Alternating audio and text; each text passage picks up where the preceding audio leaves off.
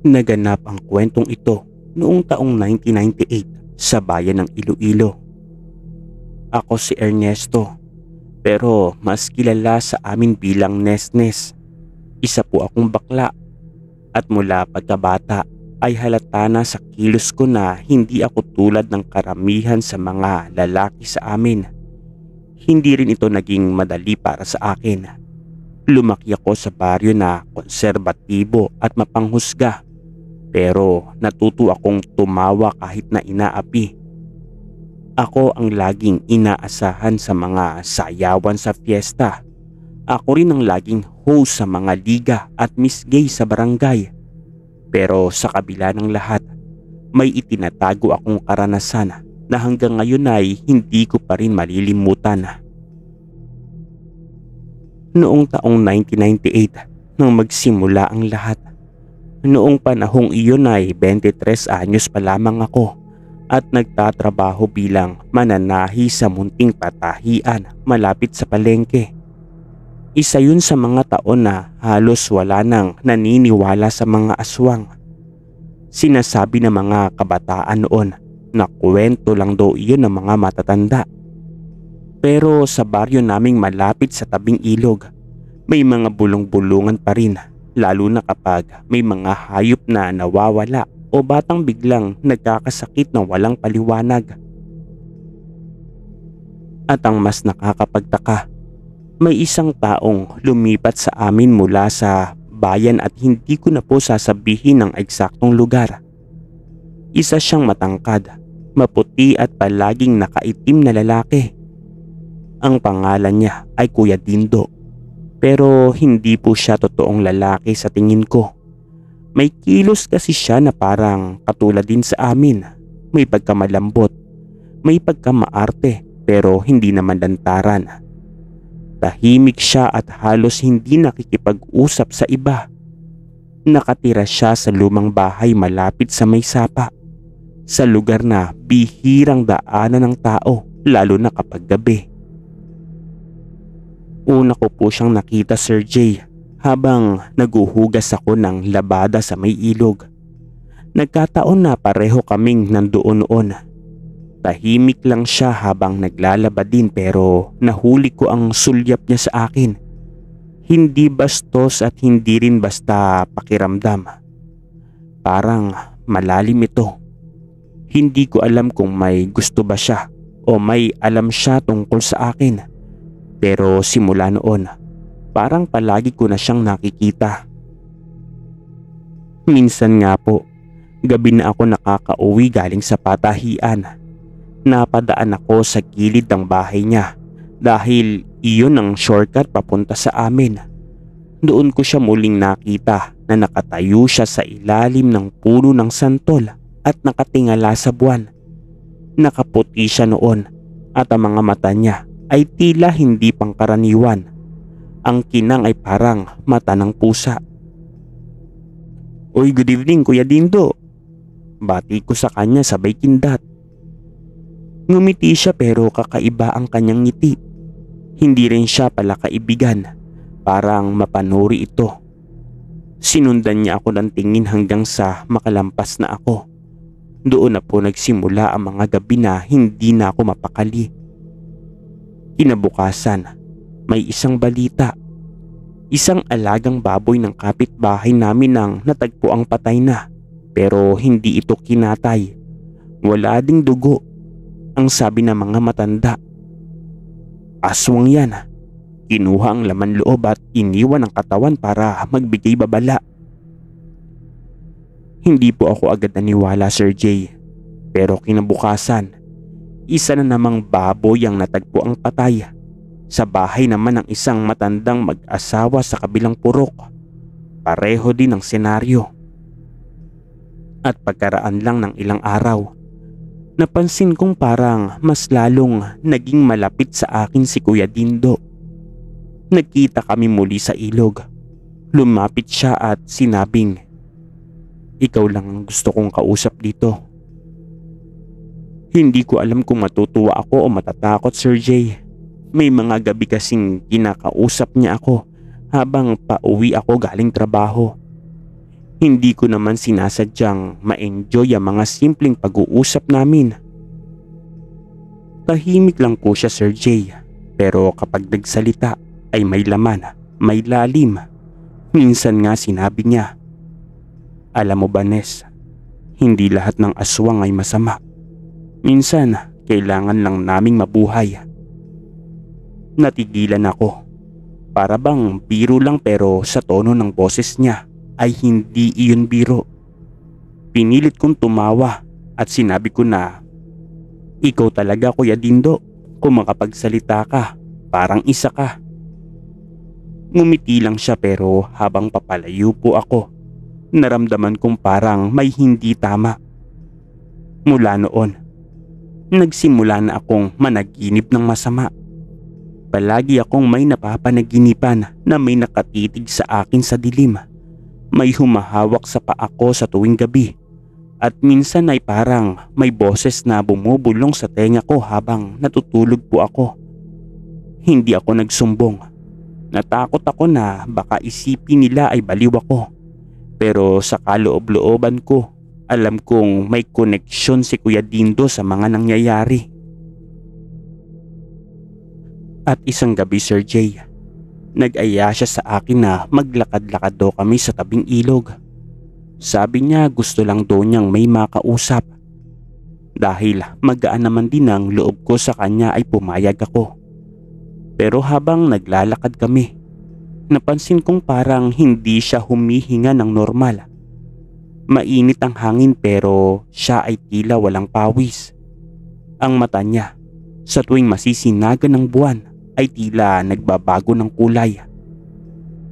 "Meron akong sasabihin sa iyo, Ness," sabi po niya sa akin habang nakaupo kami sa bato sa may gilid ng ilog.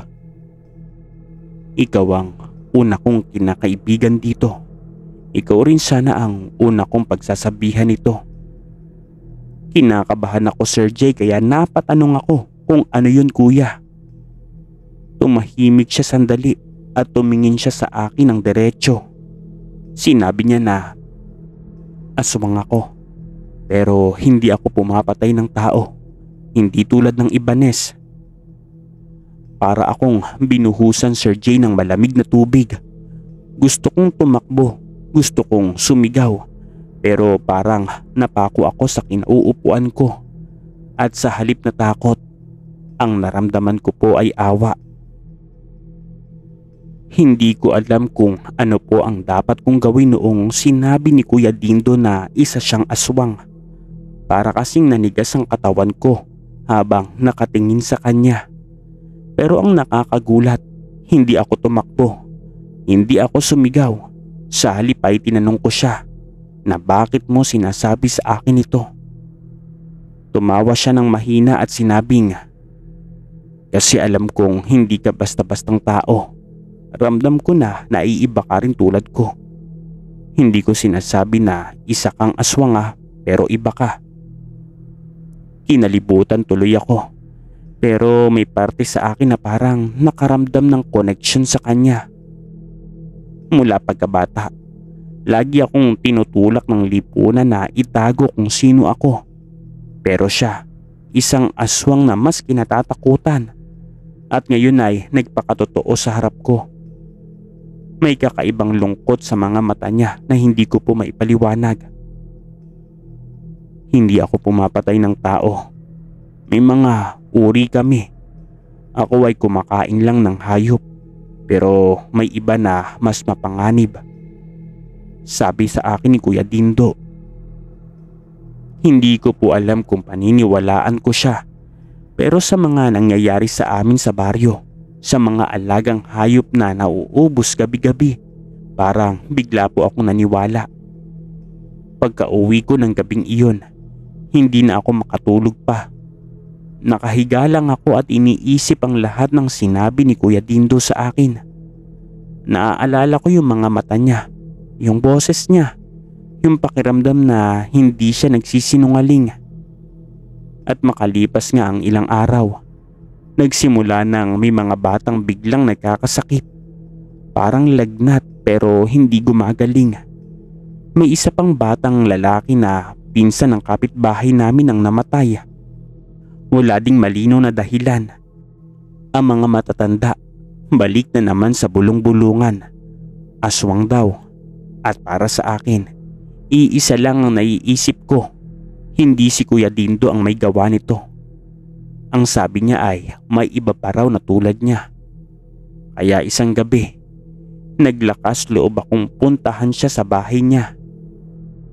Kuya Dindo, totoo ba na may iba pa kayong mga lahi dito? Tumango siya at sinabing, oo, at alam kong naramdaman mo na rin. Lumalapit sila. Hindi ko sila pinapansin pero mahirap pigilan ang mga ganoon. Napatanong ako kung ano ang ibig niyang sabihin. Sumagot naman siya at sinabing, papalapit na ang gabing iyon. Ang gabi ng pagkakasilang. Nagtaka ako sa sinabi niyang pagkakasilang at pinaliwanag niya na taon-taon may gabing binabalikan ng mga pinakamatatanda sa amin. Parang pagtitipon at dito sila nakakatagpo. Dito rin sila naghahanap ng bagong kasapi. Nanlamig ang bato ko, Sir Jay, sa mga nadinig ko at napatanong ako kung ano ang kinalaman ko dito. Sumagot siya at sinabing, tila ikaw ang napili nilang susunod, Nes. Hindi ko alam kung ano ang ibig niyang sabihin, pero kinabukasan, habang papauwi ako mula patahian, napansin kong may mga taong hindi pamilyar sa amin.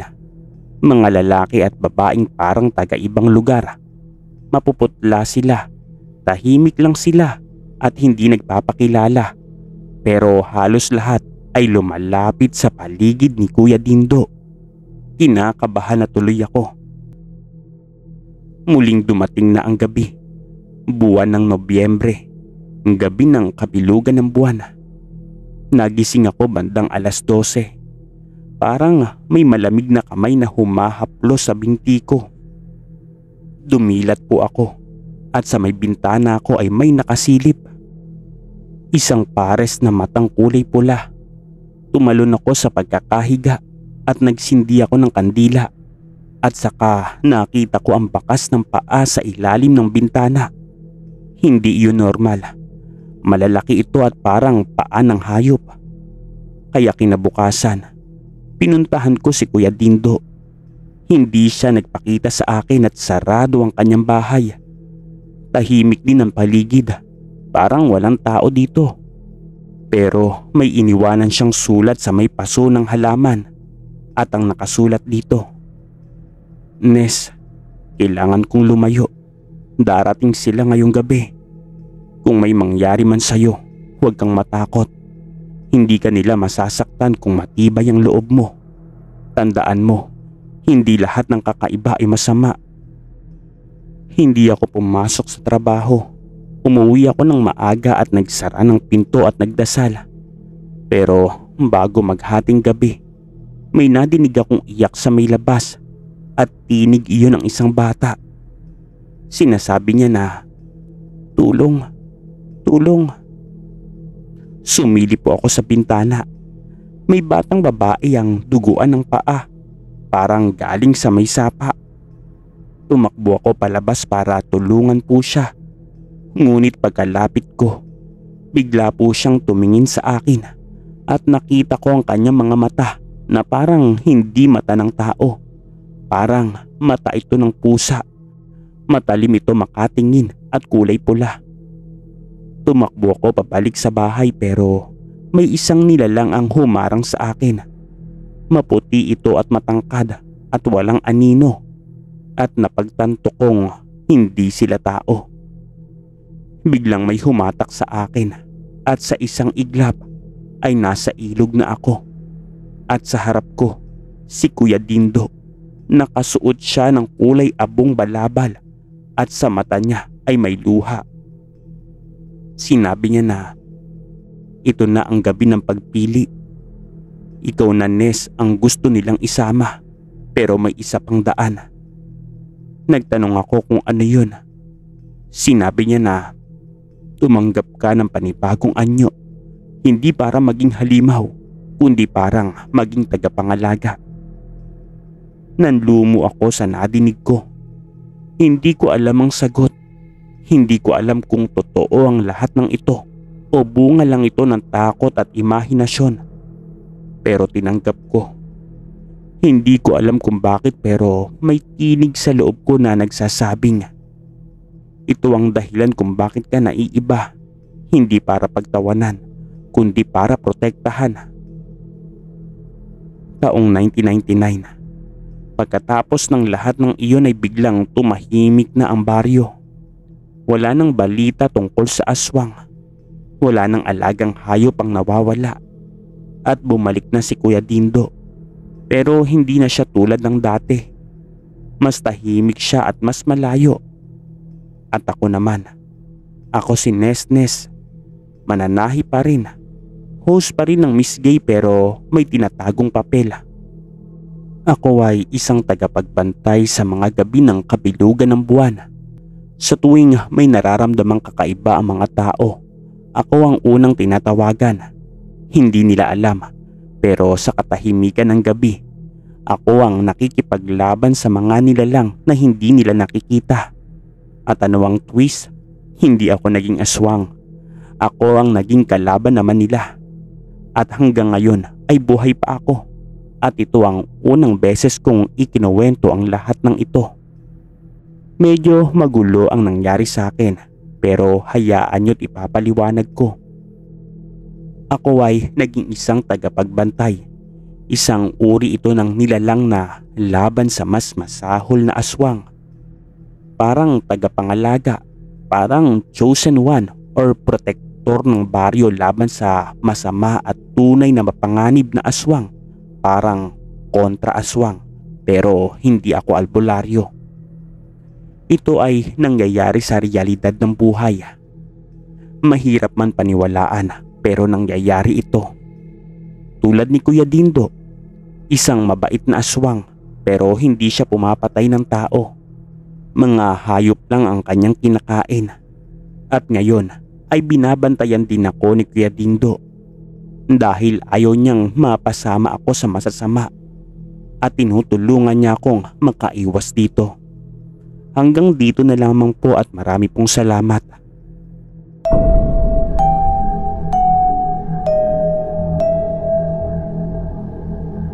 Istorya Tagalog Horror Stories.